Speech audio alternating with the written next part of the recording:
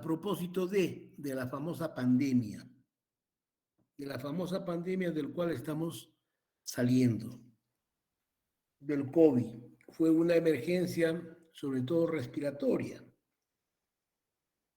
que ha producido muchas muertes, ha dejado huérfanos a un montón de gente, ha dejado viudos, viudas, ha sido una catástrofe. Entonces, a raíz también de esto y aprovechando para ver la parte respiratoria. Insuficiencia respiratoria aguda. Antes de que lean ustedes el cuadro, yo les voy a decir, imagínense, ustedes han tenido hermanitos, hermanas, primas, chiquitos, que tanto llorar se desmayaban o comienzan hasta convulsionar de tanto llorar, haciendo su berrinche y después pierden el conocimiento. ¿Y esto a qué se debe? En nuestro cerebro está nuestro centro respiratorio que comanda la actividad de nuestros músculos intercostales y los músculos respiratorios para poder hacer la inspiración y la expiración. Pero este efecto es debido a que en nuestro organismo hay siempre dióxido de carbono. Nosotros decimos el dióxido de carbono es negativo, sí, pues es negativo en mayores cantidades, pero tiene que haber un mínimo de este dióxido de carbono, o el anhídrido carbónico que decíamos, para poder estimular a nuestro centro respiratorio y de esa manera respirar. El niñito que hiperventila al llorar, al gritar, está eliminando casi todo el dióxido de carbono y su centro respiratorio no tiene el estímulo para poder respirar y por eso que el niñito entra en un paro respiratorio. En estos casos, ¿qué hay que hacer? A veces hay que taparle la nariz o hacerle respirar en una bolsa para que el mismo dióxido de carbono ingrese a los pulmones, ingrese a la sangre, ingrese a través de la sangre a estimular nuestro centro respiratorio.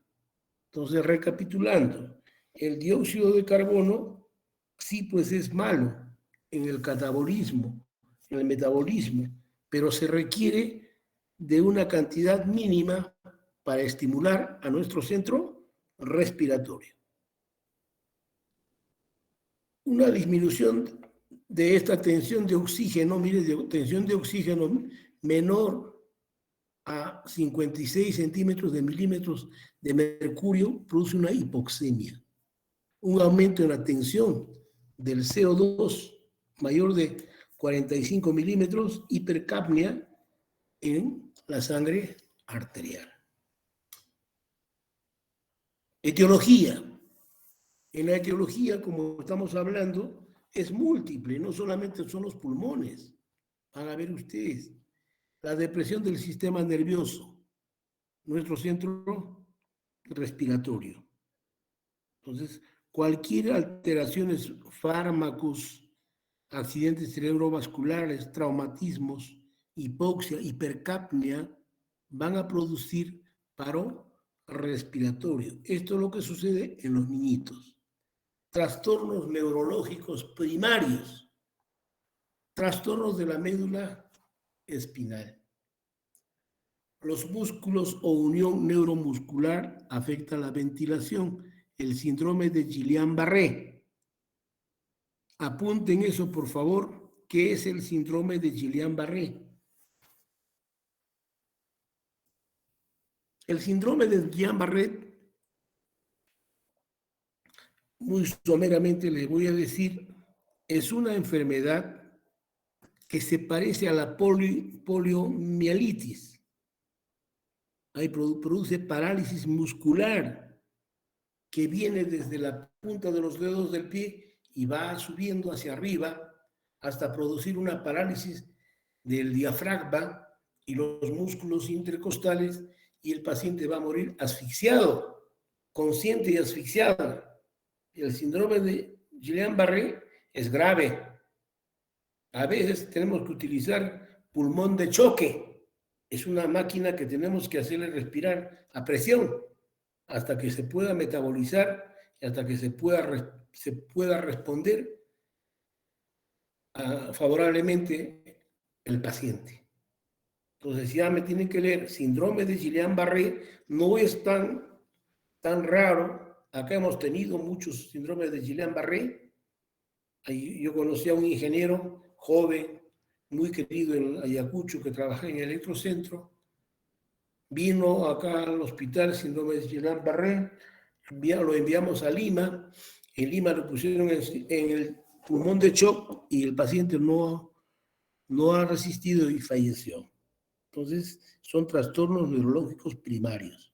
Ustedes me van a ver cuál es la etiología de este síndrome de Guillain-Barré. Para la práctica, por favor. Enfermedades pulmonares agudas. ¿Cuál es la más frecuente? La neumonía. El asma bronquial, atelectasias, embolia y edema pulmonar. Entonces, eso es la neumonía, que es la más común, problema de asma, atelectasias, embolias y edema pulmonar. El derrame pleural. El derrame pleural, ustedes saben que la cavidad pleural es una cavidad, entre comillas, es la unión de la pleura visceral con la pleura parietal. Es un espacio virtual inicialmente, pero cuando se produce el derrame pleural, se llena de líquido, se expande el líquido, impidiendo que el pulmón pueda inspirar y expirar adecuadamente. Y el paciente puede llegar a un paro respiratorio, una insuficiencia respiratoria aguda. En el derrame pleural, apunten por favor, esto no está escrito, nosotros le llamamos, en el pueblo le llaman dolor de costado. Dolor de costado. ¿Qué quiere decir? Te viene un dolor a nivel del tórax a un lado, puede ser derecho, izquierdo, y ese dolor es muy intenso. Eso es un dolor como de costado, como dice, y a veces no es tolerable. Eso cuando se está produciendo el derrame. Pero una vez que se produjo el derrame, deja de doler. Este derrame puede ser líquido, puede ser sangre, hasta puede ser aire. Más o menos por junio, en el hospital venían niñitos que estaban hospitalizados y ustedes van a ver caminar con unas botellitas en la mano y conectado con un tubo en la parte lateral del tórax para poder drenar ese líquido. Esto nosotros pensábamos en nuestra época que solamente era la tuberculosis, pero actualmente ya existen mayores etiologías, hasta cáncer. Un cáncer de seno va a producir un derrame pleural. Entonces, recapitulando, etiología de la insuficiencia respiratoria aguda, depresión del sistema nervioso central, trastornos neurológicos primarios por el problema de la médula y el Guillain-Barré, enfermedades pulmonares como el asma, la atelectasia, la embolia pulmonar y el edema pulmonar y el derrame pleural. El derrame pleural, pongan entre paréntesis, dolor de costado. En algunos libros antiguos van a leer con esto. Y este derrame puede ser aire, neumotórax, puede ser hemotórax o un líquido, puede ser este líquido transparente, lincetrino, de cualquier característica. Manifestaciones clínicas de la insuficiencia respiratoria. Vamos a leer rápidamente este cuadro. Primero, aumento del trabajo respiratorio. La taquipnea, ortopnea, ya ustedes saben esos términos, uso de músculos accesorios produciendo tirajes. Esto de los tirajes, me van a ver que son tirajes. Y aleteo nasal. Pero ya les voy a decir qué es más o menos el tiraje respiratorio. Cuando ven a los chiquitos que están con problemas del asma, cuando respira va a haber un hundimiento de los músculos intercostales y el paciente va a respirar con mucha dificultad. El aleteo nasal, la nariz. Menores manifestaciones de hipoxemia, neurológicos, cambios en el juicio de la personalidad, cefalea, confusión, estupor y coma. Miren, mareos, insomnio, inquietud, convulsiones. En cardiovascular, taquicardia, bradicardia, arritmia cardíaca, hipertensión arterial, hipertensión pulmonar, hipotensión, disnea, taquipnea. Manifestaciones de la hipercapnia, neurológicos, cefalea, hipertensión endocraniana, edema de papila, y ya hemos visto a qué se llama edema de papila, somnolencia, coma y diaforesis. Diaforesis es la sudoración excesiva, ¿no es cierto? Cardiovascular, hipertensión sistólica, hipertensión pulmonar, insuficiencia cardíaca.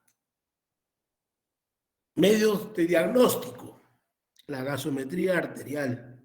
Vamos a medir la presión de oxígeno y la presión del CO2. Acá ustedes están viendo los valores. Eso vamos a ir aprendiendo poco a poco. Vamos a ver el pH de la sangre en la gasometría.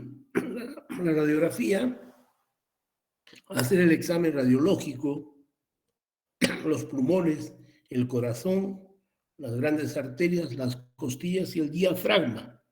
En una clase ya se le explicó eso. Vamos a ver, aprender a mirar en la radiografía. Ustedes van a mirar. Y habíamos dicho que la silueta cardíaca ocupaba 1/3 de todo el contenido de la caja torácica. Entonces, 3 veces, ese es 1/3 está ocupando la silueta cardíaca. Pruebas de la función pulmonar. Existen muchas pruebas, y entre ellas es la espirometría. La espirometría va a medir, hacerle respirar y el paciente va a salir cuánto está respirando. Al paciente debemos poner en una posición semi-Fowler. ¿Cómo en la posición semi-Fowler? Medio sentado, ¿no es cierto? Tranquilizar al paciente, verificar la vía aérea, eso ya les hemos dicho, administrar oxígeno en mascarilla y asegurar una vía endovenosa. Esa es toda emergencia. Paciente se le tranquiliza si tiene problemas respiratorios en posición semifolia. Vamos a ver si hay algún problema en las vías aéreas, tiene dentadura postiza, se atragantó algo, que es lo que encontremos. Y vamos a ponerle el oxígeno. En máscara, si es posible, hay que darle oxígeno, pero oxígeno líquido, pasando a través de un líquido. Y asegurar la vía endovenosa. Eso se va a hacer simultáneamente. Alguien está viendo la respiración y alguien está canalizando la vía según la necesidad. Vamos a utilizar corticosteroides, la hidrocortisona, que es uno de los medicamentos esenciales en estos casos. Hay como el Solucortef, en Ayacucho hay como hidrocortisona y Solucortef. Esos son los que más más tenemos? El Sulucortef. Administrar cefalosporina de tercera generación. Esto estamos poniéndolo acá porque, bueno, sacamos de una literatura, pero acá, en todo caso, poner administrar antibióticos. Si es penicilina, penicilina. Si es amoxicilina, amoxicilina. La ceftriaxona es un antibiótico muy bueno que está reemplazando a la penicilina y hay que ponerlo endovenoso o intramuscular.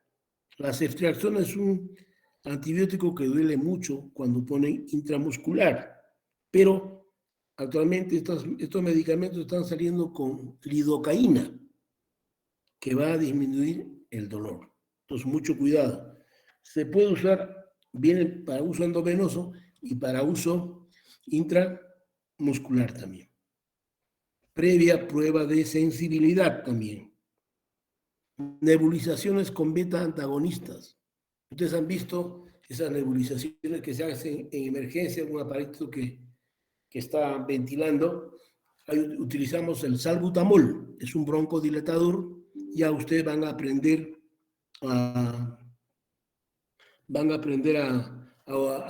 preparar este aparatito. Se ve mucho en las emergencias cuando hay mucho frío. Por esa temporada las emergencias se llenan de los niñitos con este problema. Pero ya ustedes van a saber el salbutamol. Hasta acá empezamos asma. El asma, para que ustedes me entiendan, antes de comenzar antes de seguir, ¿qué es el asma?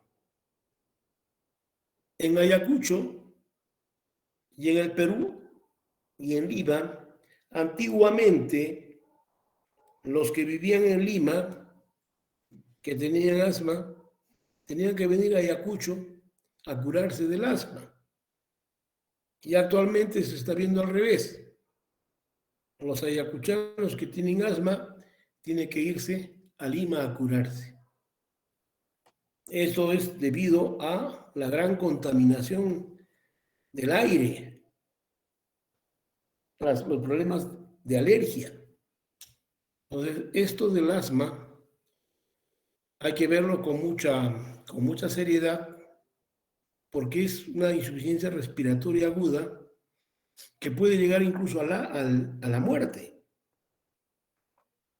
Pero ¿en qué consiste? Para que ustedes van a leer esto y al final van a leer tanto que ni van a entender. Consiste en la dificultad de la expiración. O sea, yo tomo aire bien y no lo puedo botar. Y al final me va a faltar aire. Entonces, por eso que el pulmón de un asmático es un pulmón en forma de tonel, dice, de un barril. Y esto van a entender bien, es generalmente la dificultad respiratoria, sobre todo en la fase expiratoria. Entonces, definición. Es una enfermedad inflamatoria crónica de las vías respiratorias aéreas, caracterizada por la hiperrespuesta bronquial, episodios recurrentes de sibilancias, dificultad respiratoria, opresión torácica, tos, especialmente durante la noche y en las primeras horas de la mañana. Estos episodios se asocian a obstrucción variable del flujo aéreo que es reversible en forma espontánea o con tratamiento. Ahora, entonces, quiero que escuchen lo que hay. ¿Qué cosa es la sibilancia? La sibilancia es el sonido al inspirar. ¿Y cómo van a ustedes escuchar? ¿Cómo es la sibilancia? Es ese sonido es parecido a las sibilancias de los asmáticos. Y hay un sonido. Y ya ustedes van escuchando ese sonido, ya van a parar la oreja de ese asmático. Entonces, ya viendo esto, vamos a más o menos ir con el diagnóstico. Entonces, es una enfermedad crónica de las vías respiratorias. Síntomas, sibilancias. Van a usted revisar el término de sibilancias, van a poner al costado qué es sibilancia. Tos con o sin producción de esputo, entre paréntesis, flema. Puedo tener una tos seca o la tos puede ser productiva. Dificultad para respirar que empeora con el ejercicio o actividad. Dolor de pecho, tiraje intercostal. Creo que la vez pasada habíamos hablado del tiraje en los niñitos. Cuando ustedes le ven, le sacan la ropita y van a ver un tiraje intercostal. Labios y cara de color azulado. Ansiedad intensa ocasionada por la dificultad para respirar. El aleteo nasal, pulso rápido, sudoración, disminución del nivel de conciencia, somnolencia o confusión intensa.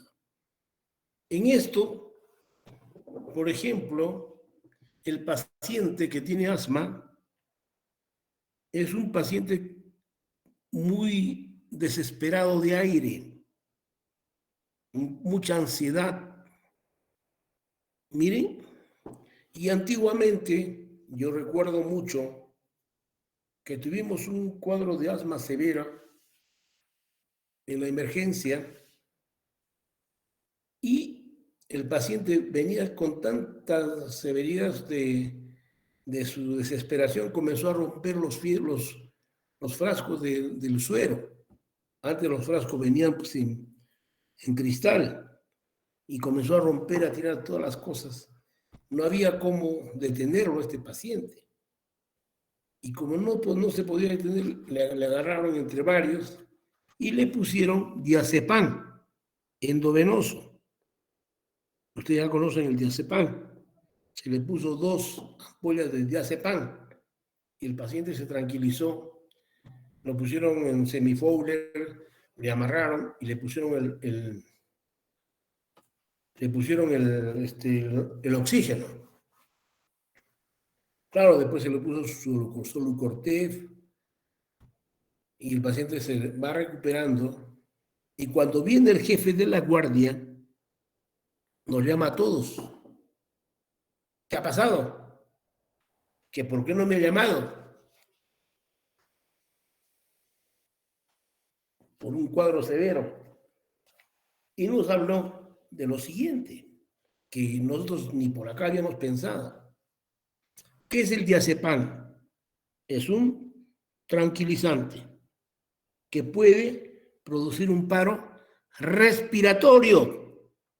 O sea, al revés. Este paciente tiene problemas de respirar y le pongo diazepam, hemos podido llevarle al paro respiratorio. De ahí aprendimos pues, que había que utilizar con mucha cautela. No esperar que este paciente se agrave, porque puede haber muerto con un paro respiratorio. El diazepam se emplea para un montón de cosas que todavía se utiliza. Es muy buen tranquilizante para la emergencia. E incluso, mire, le diré del diazepam. Vino una vez a la clínica, a la otra clínica, al Nazareno, un doctor que trabajaba en salud. Y en el hospital, en la clínica, trabajaba un doctor también de salud.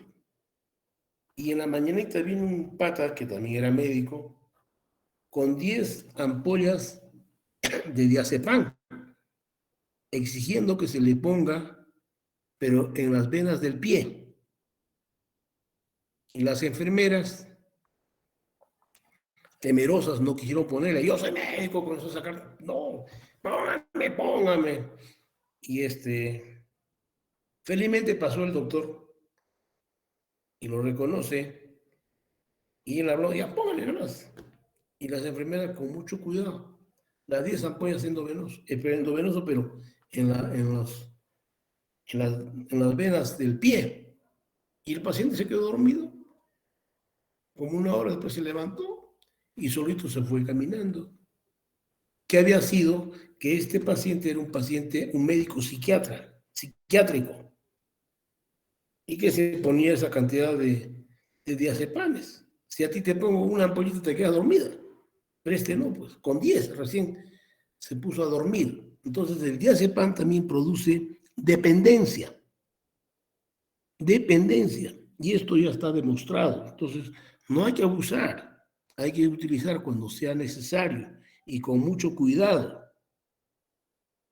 Una vez un pacientito venía, cada vez que yo estaba en la emergencia, con su ampollita, él mismo venía con su ampollita, a que yo le ponga el diazepam, yo mismo le ponía el diazepam.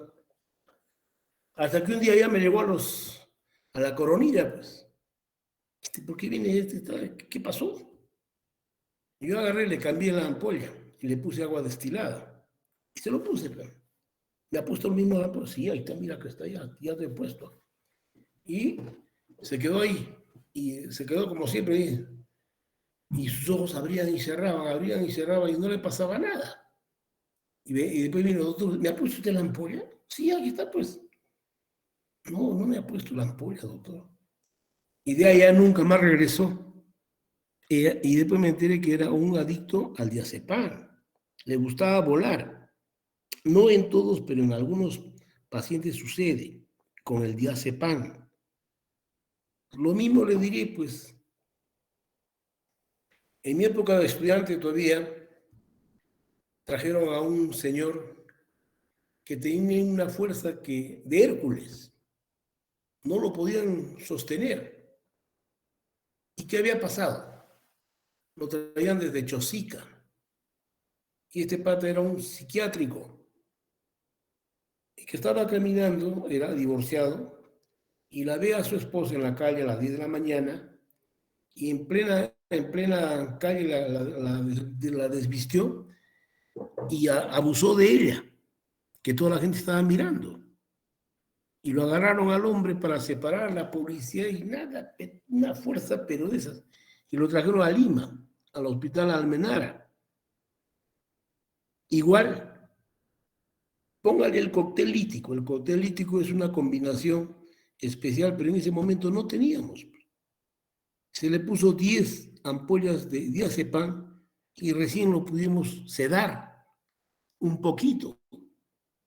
Vino el psiquiatra y preparó el cóctel lítico, todo, y le dio. Y ahí es donde nos explica que estos pacientes son muy adictos a estos medicamentos. Y a veces, dependencia, ¿qué quiere decir? Que yo no puedo vivir sin eso. Tolerancia. Si antes con una ampollita me curaba, tanto usar ampollitas, ahora debo usar 2, después 3, después 4, para que haga el efecto. Entonces no lleguemos a eso. Si a alguien de ustedes les gusta el diazepam, alguno de esos medicamentos, no lo hagan, no lo hagan. Entonces, la sibilancia, el tiraje intercostal, labios y cara molida, todo eso ya hemos visto, ¿no es cierto? El diagnóstico, una buena historia clínica ya. En todos sitios van a encontrar buena historia clínica. La espirometría, no todos tienen ese aparato, pero es bueno tener, es una cosa simple que se puede hacer. Pruebas de broncoprovocación, pruebas para demostrar inflamación bronquial, estudio de imágenes radiológicos, determinación del pH del esófago, del tránsito del esófago gastroduodenal. A veces también puede tener relaciones con el desencadenamiento del asma. El diagnóstico generalmente se basa en el cuadro clínico y se clasifica de acuerdo a la gravedad. La clasificación del asma, según su gravedad: asma leve, asma moderado y asma grave. Entonces, el asma leve, como su nombre lo indica, este paciente tiene su asma que a veces es episódica, puede ser una semana, después de una semana, y el paciente puede tolerar bien sus ejercicios, no es de mucha gravedad. La moderada, más de 2 exacerbaciones por semana. O sea, si yo tengo ya 2 crisis asmáticas en una semana, ya es moderada. Y él necesita mayor tratamiento. Asma grave, síntoma de todos los días. El paciente no va a respirar bien. Existen estos pacientes con asma. Incluso pueden afectar el latido cardíaco. Incluso le decimos asma cardíaca. Eso ya son graves. Que este paciente tiene que hospitalizarse, tiene que ser manejado ya por un especialista. Como médico general ya no va a poder actuar. El tratamiento. El tratamiento del asma tiene muchas. Y acá habla de 4 fases, ¿no? De 4 fases. Acá usted va a encontrar uso de medidas objetivas de la función pulmonar, espirometría, tratamiento con medicamentos, medidas de control ambiental del ambiente, información veraz para el paciente. Son 4. Ustedes, ¿no es cierto? Entonces, y existen 2 grupos de medicamentos para tratar el asma. Los medicamentos antiinflamatorios y los medicamentos broncodilatadores.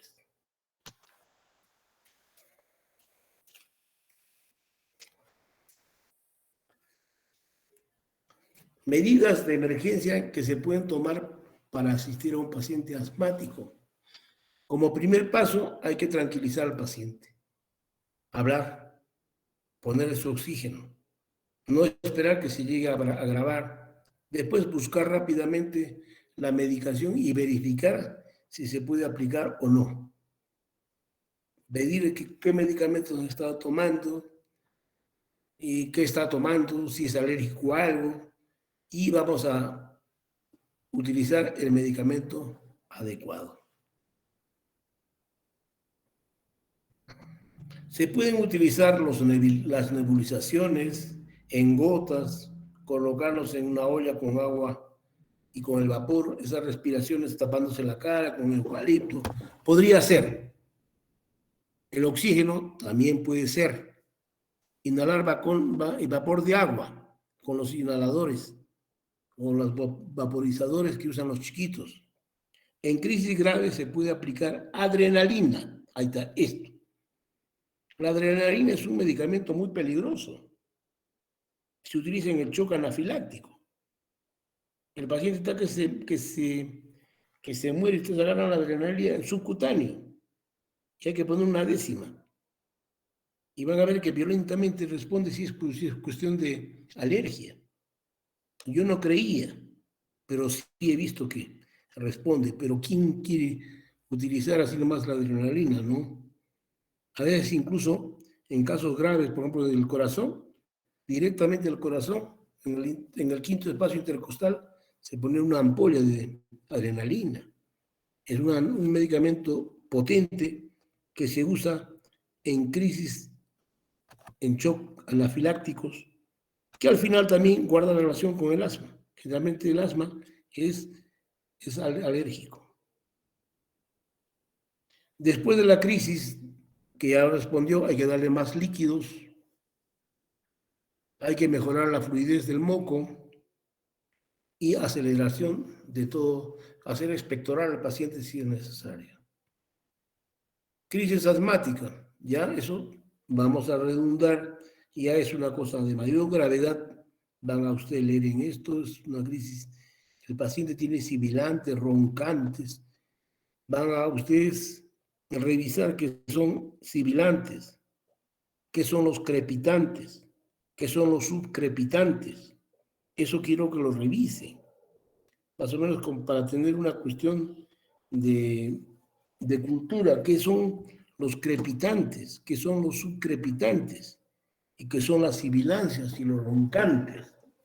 Es en la semiología respiratoria. Ustedes han debido llevar este curso. Yo siempre les he enseñado a mis antiguos alumnos sobre esto.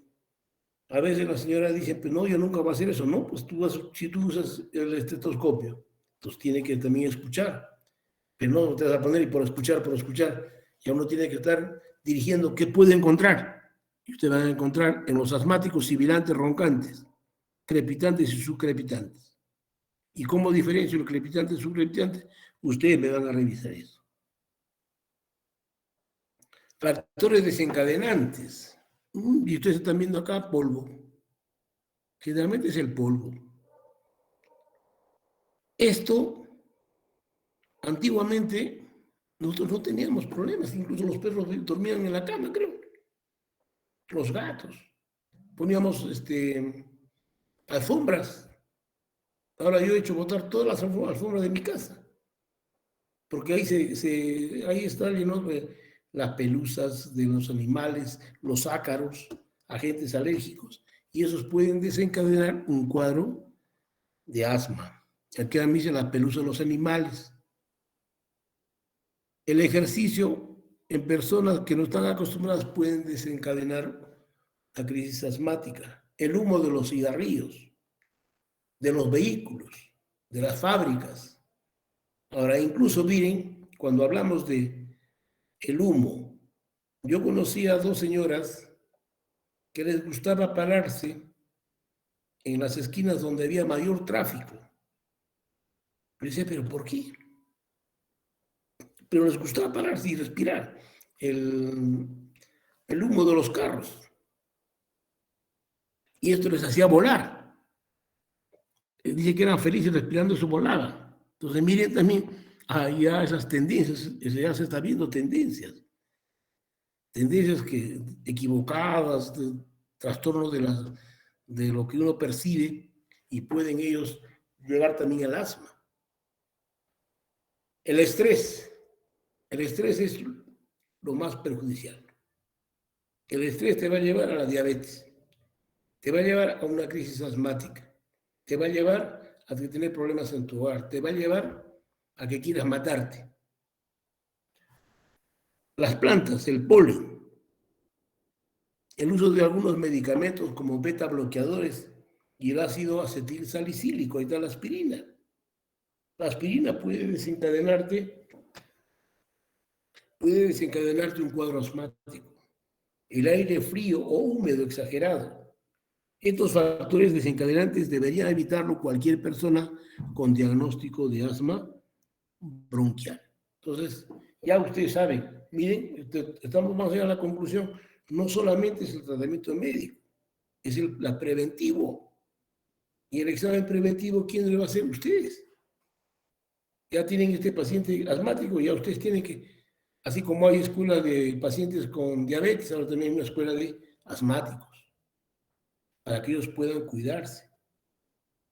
Porque hay una asmita, pero cuando es una crisis pueden morirse. ¿Eh? El diagnóstico, buena historia clínica. Miren, es lo más importante, buena historia clínica. Preguntar si hay crisis anteriores, acá ustedes están viendo.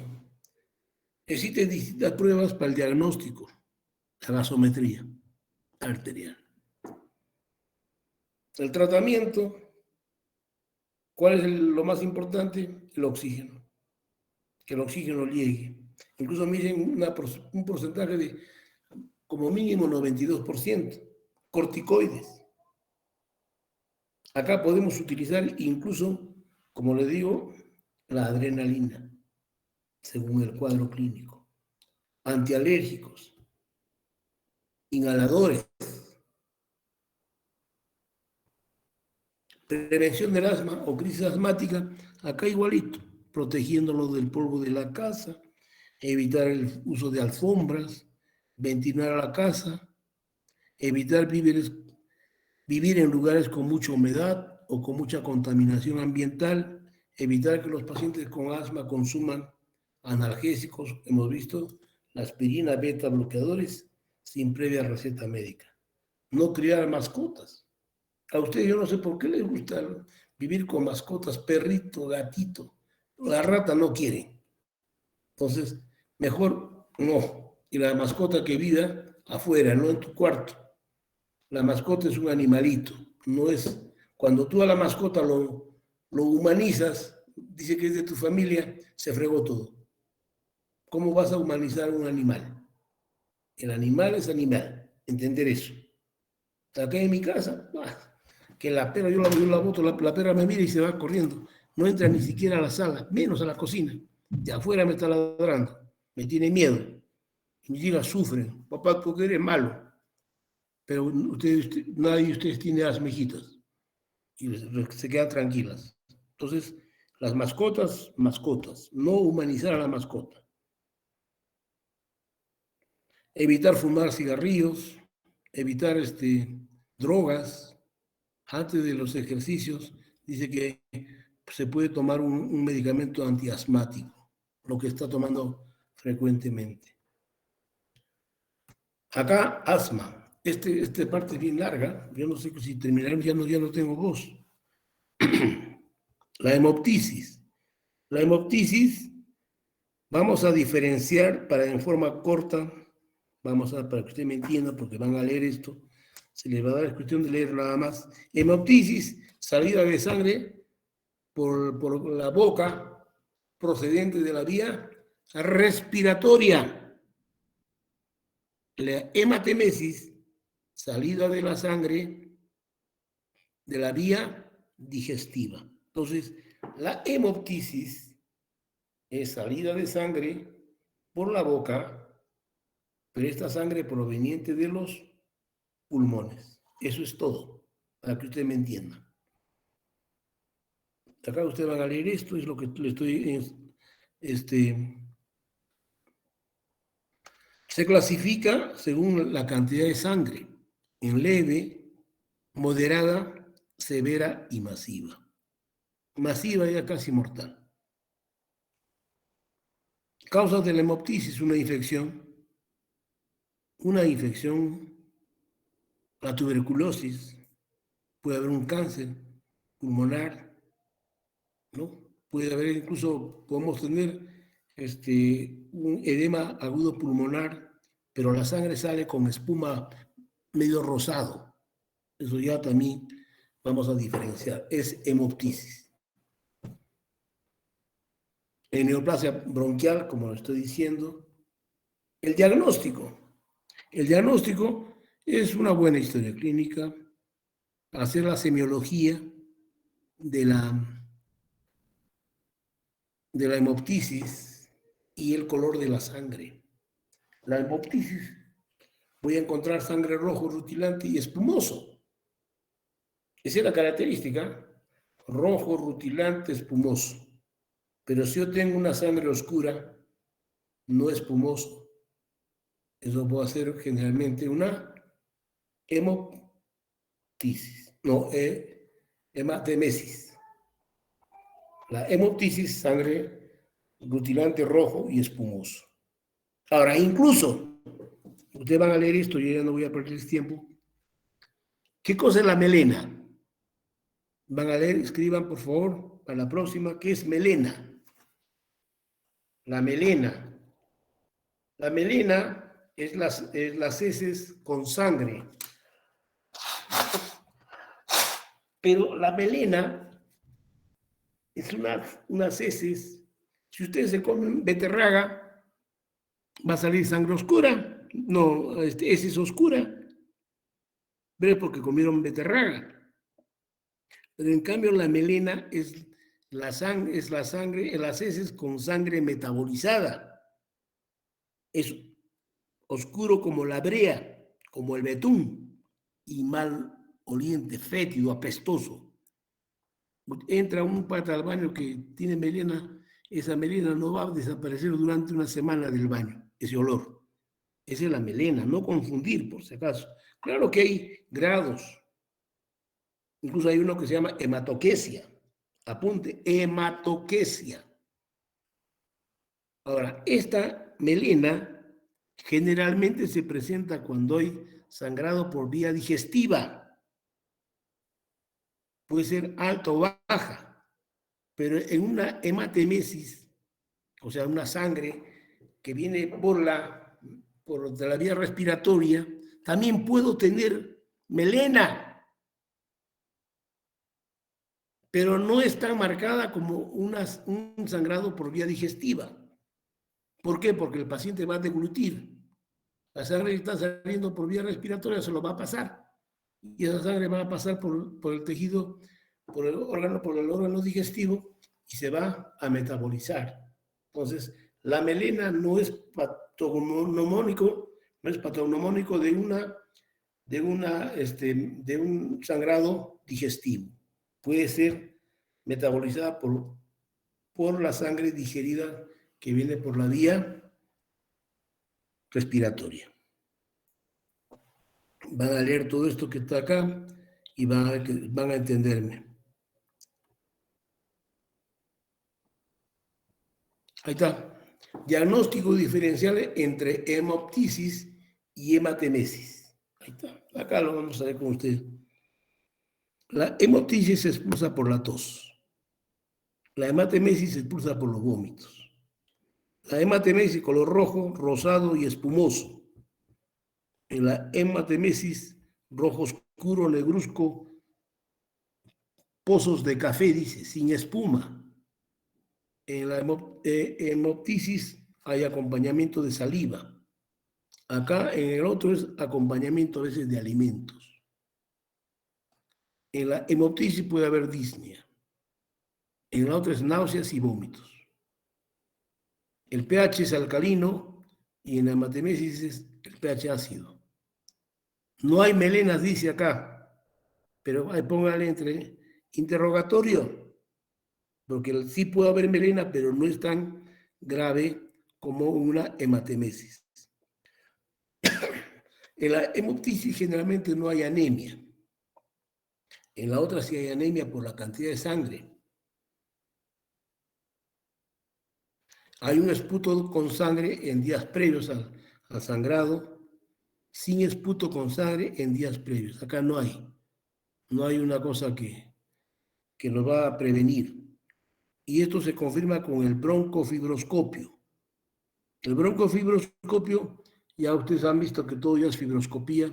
Vamos a pasar el fibroscopio por los bronquios y vamos a ver por dónde está sangrando. En cambio, el otro es por la endoscopía alta. Entonces, miren, esa es la diferencia. Ustedes se van a aprender este esquemita, nunca se van a olvidar y no van a salir jalados. Lo único que les recalco es la melena. En la hemoptisis sí podemos tener melena, pero no es muy marcado. ¿Por qué? Porque sangre digerida, sangre que me pasé. Y al pasar me va a pasar al estómago, al duodeno, al uno, y ahí se va a producir el metabolismo.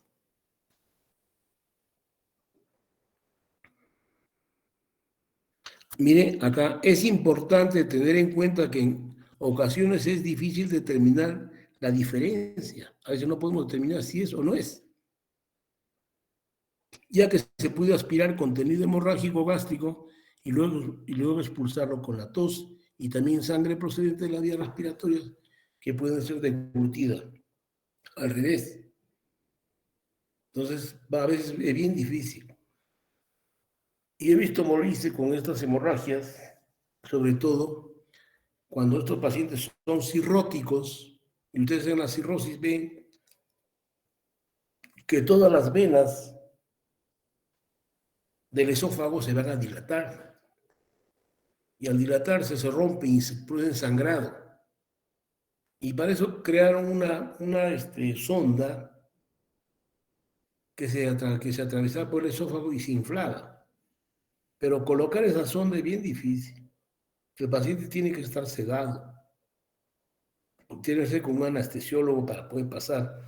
Yo personalmente quise pasar 2 veces y en las 2 veces se murieron los pacientes. Es muy difícil. El tratamiento depende de la causa. Mantener oxigenación, evitar la obstrucción de las vías aéreas, controlar la hemorragia, estabilización del estado hemodinámico, su vía endovenoso, si es necesario sangre, y buscar la causa y solucionar. Ese sería el tratamiento. Miren, los antitusígenos, o sea, los que van a evitar la tos, sobre todo la codeína. La codeína es un medicamento antitusígeno potente, pero la codeína también lo usaban mucho los drogadictos, por eso que es difícil a veces se encuentra este medicamento, pero sí hay. También el dextrometorfano, apunten, el dextrometorfano en jarabe, también es antitusígeno. El oxígeno y el tratamiento de emergencia requiere la disposición de la cabecera del paciente, la intubación si es necesario, y pasar, si es posible, a la sala de operaciones para ver qué es lo que está pasando con el paciente. A veces es un cáncer pulmonar que ya no se puede parar. Oxígeno hay que darle. Acá ustedes van a ver la hemoptisis moderada, y eso es médicamente, y a veces no se puede parar la hemorragia.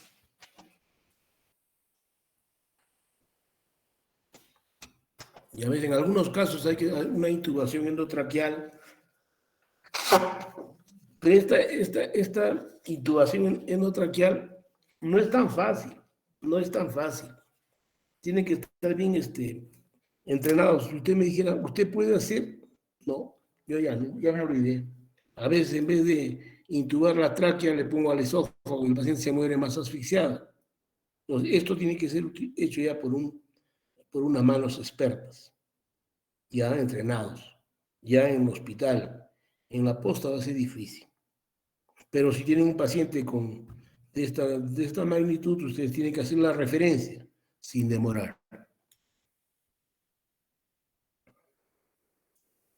Acá mira, medidas pulmonares, obstructivas, crónicas, brindar un reposo absoluto, semifowler, canalizar una vía segura, mantenerla permeable y dar antitusivos como es la codeína y el dextrometorfano. Hasta acá hemos terminado. ¿Cuántas de esto tengo? ¿Cuántas de esto tengo? Todavía nos falta, es largo este tema. Enfermedad pulmonar obstructiva, pero son cortos. Es un trastorno respiratorio prolongado que causa una insuficiencia en las funciones de oxigenación del organismo y de eliminación del dióxido de carbono, producto de la respiración. La bronquitis crónica, inflamación persistente de los bronquios, con producción de esputo y tos durante el periodo de tiempo prolongado, por lo menos durante 3 veces al año y 2 años consecutivos. Vamos a decir que es una bronquitis crónica. Entonces, para tipificar de aguda y crónica tenemos que tener esta incidencia. Etiología.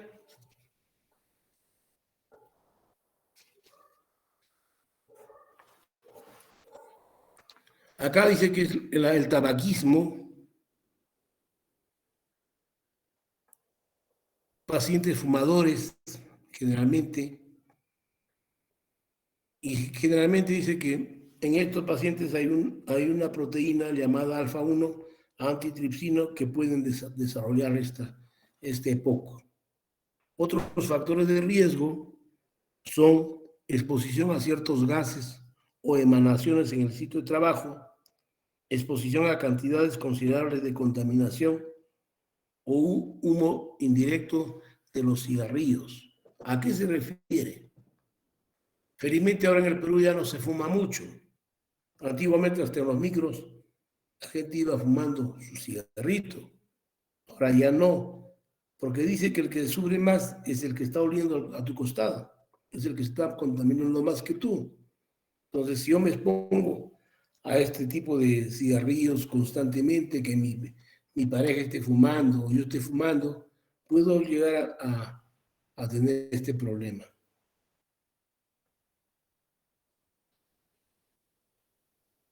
La cocina sin ventilación adecuada puede producirnos también.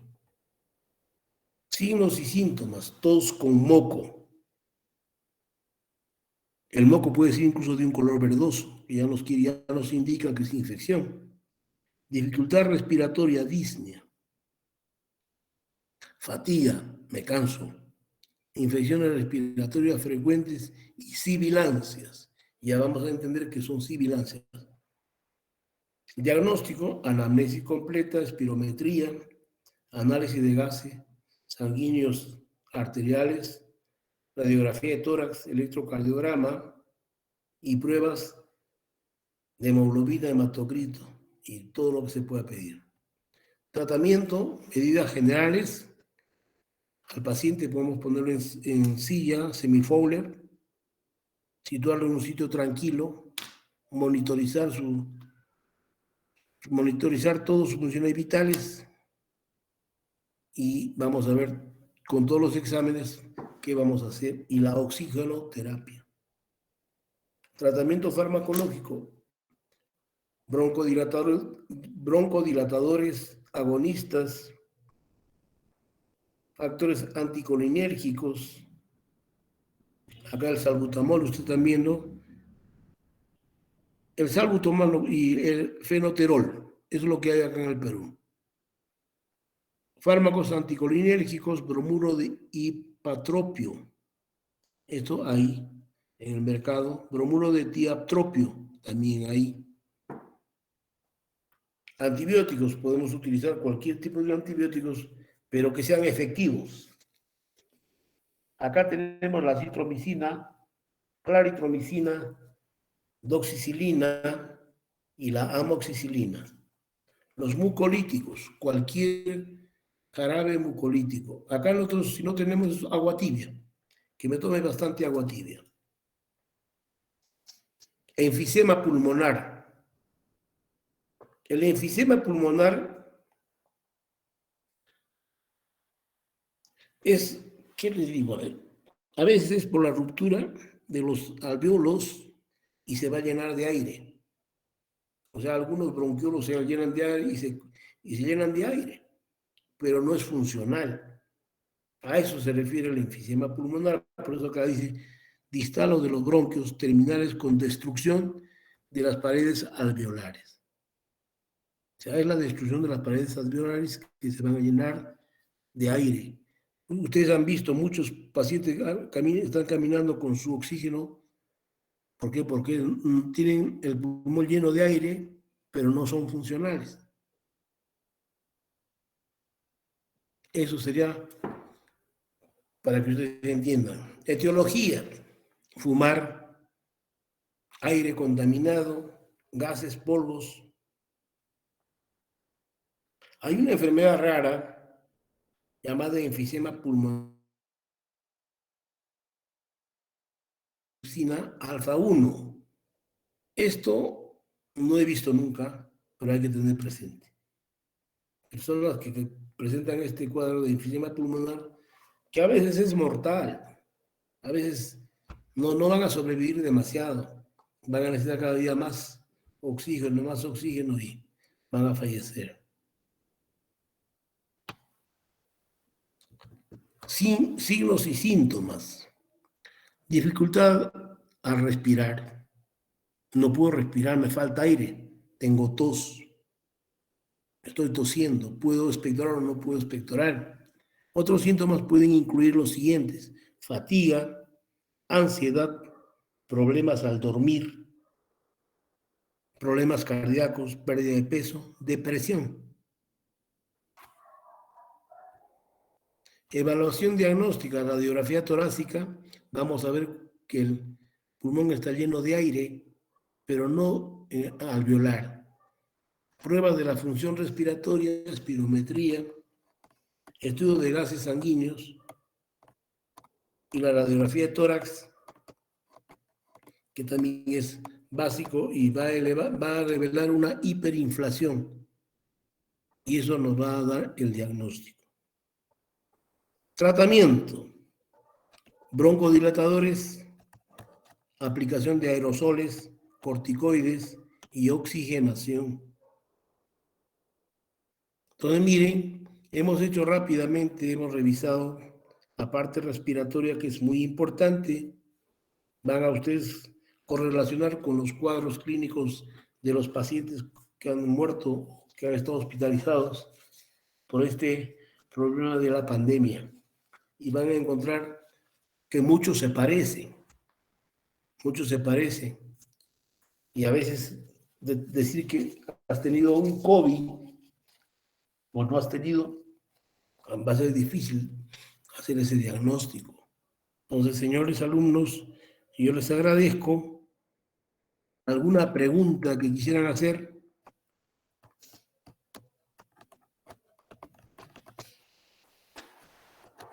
Lo leen.